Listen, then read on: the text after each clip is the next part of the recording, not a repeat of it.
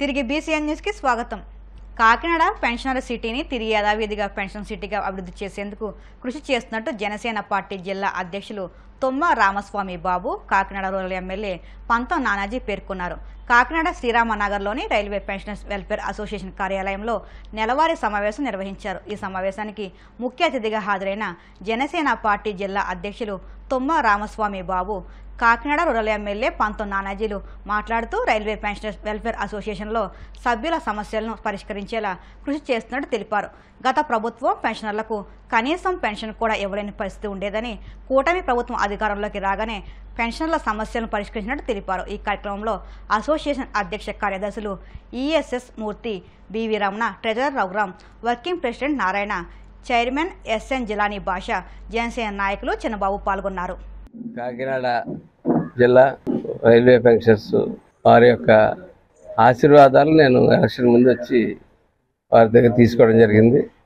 వారు వారి కుటుంబాలు సుమారు 30,000 మంది కుటుంబాలు ఎవరైతే పెన్షనర్స్ అదే రకాల పెన్షన్స్ తీసుకుంటా ఉన్నారో ఈ పెన్షనర్స్ ప్యారడైజ్లో ఉన్నటువంటి వారు అందరూ కూడా నన్ను పెద్ద ఎత్తున ప్రధాన కారణంగా నన్ను నగ్గించడంలో ప్రధాన పాత్ర పోషించిన వారి అందరికీ కూడా ధన్యవాదాలు తెలియజేద్దామనే ఉద్దేశంతో ఈవేళ ఇక్కడ రావడం జరిగింది.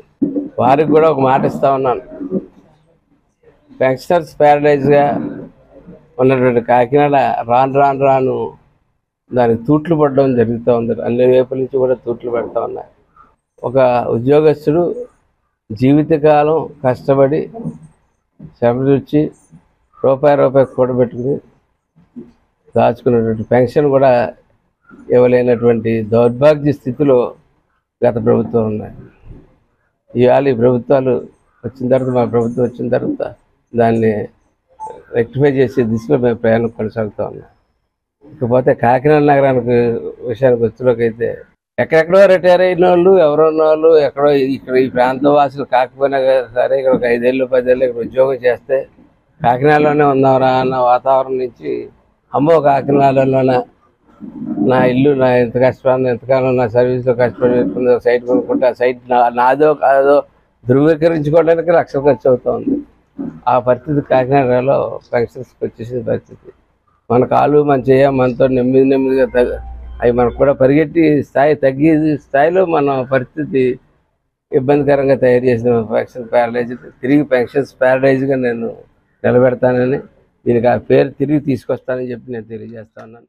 మరి ఈరోజు మీరందరూ కూడా ఒక సమిష్టిగా ఎక్కడ కూడా ఎవరికి నెరవకుండా మరి పెద్దలు చెప్పినట్టు మేము పవన్ కళ్యాణ్ గారి అభిమానులని, లేకపోతే పవన్ కళ్యాణ్ గారి యొక్క సిద్ధాంతాలను వచ్చి నానాజీ గారి యొక్క మనోధైర్యానికి మీరందరూ తోడేవి మరి ఆయన్ని శాసనసభకి పంపించినందుకు ఇప్పుడే మా మేనమామ గారు అయిన సన్సెట్టి బాబ్జీ గారు రమణారావు గారు ఆయన కూడా చెప్తా ఉన్నారు.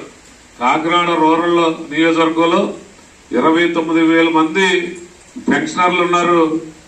వారందరూ కూడా కూటమికే ఓటేశారన్నందుకు ఆ 29,000 పెన్షన్లకే కాకుండా వారి కుటుంబ సభ్యులందరికీ కూడా పేరు పేరున హృదయపూర్వక నమస్కారాలు, ధన్యవాదాలు తెలియజేస్తూ కాకినాడ జిల్లా ఏలేరు ప్రాజెక్టు పరిధిలో ఏటిగట్ల పరిరక్షణకు సత్వర చర్యలు చేపట్టినట్టు జాయింట్ కలెక్టర్ రాహుల్ మీనా తెలిపారు. సోమవారం సామర్లకోట మండలం వెంకటకృష్ణ రాయపురం వద్ద కోతకు గురవుతున్న ఏటిగట్లను ఆయన పరిశీలించారు.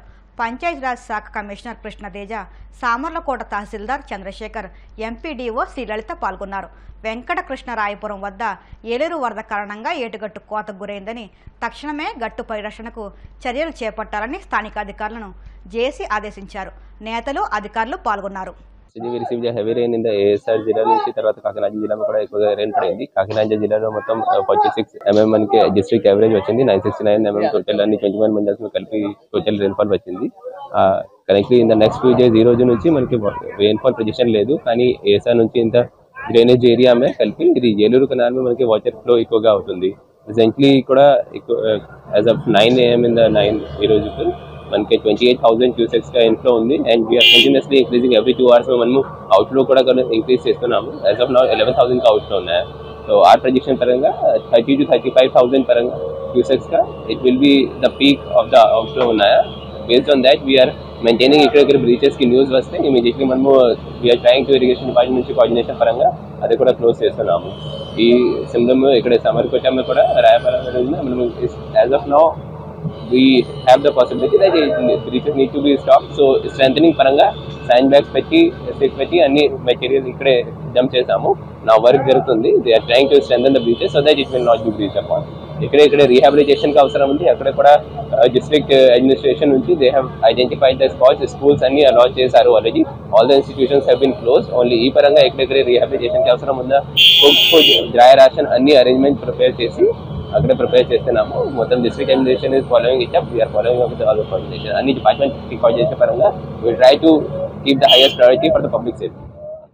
విజయవాడలోని బుడమేరు 3వ గండి పూడ్చివేత పనులు శరవేగంగా జరుగుతున్నాయి. 3వ గండిని కూడా పటిష్టంగా పూడ్చడంతో ముంపు ప్రాంతానికి అతిపెద్ద ఉపశమనం లభించినట్లయింది. గండి పూడ్చిన విషయాన్ని మంత్రులు, అధికారులు ముఖ్యమంత్రి దృష్టికి తీసుకెళ్లారు. భారీ వరద ఉన్న సమయంలో అతిపెద్ద సవాల్ను ఎదుర్కొని పనులు పూర్తి చేశారని మంత్రులు, అధికారులను సీఎం చంద్రబాబు ప్రశంసించారు. గండి పూడ్చివేత పనులను వారం రోజుల పాటు నిమ్మా రామనాయుడు దగ్గరుండి పర్యవేక్షించడంతో సీఎం చంద్రబాబు ప్రత్యేకంగా అభినందించారు. వార్తలు ముగించే ముందు ముఖ్యాంశాలు మరొక్కసారి. ప్రకాశం బ్యారేజీ గేట్లను బోట్లు ఢీకొన్న ఘటనలో దర్యాప్తు, కుట్రకోణం దాగి ఉందంటూ మంత్రి నిమ్మా రామనాయుడు ఆరోపణ.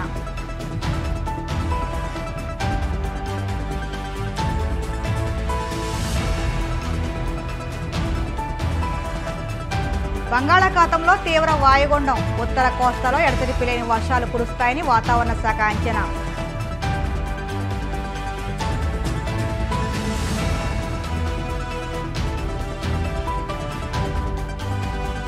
ఏలేరు ప్రాజెక్టు నుంచి నీటి విడుదల, దిగువ ప్రాంతాలను అలర్ట్ చేసిన అధికారులు.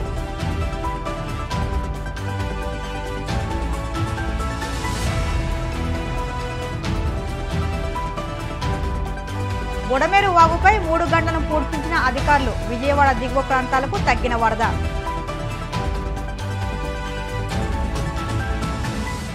ఈ వార్తలు ఇంతటితో సమాప్తం. మరిన్ని వార్తల కోసం BCN digital YouTube channel, Facebook పేజీని ఫాలో అవ్వండి. అప్డేట్ వార్తల కోసం ప్లీజ్ సబ్స్క్రైబ్.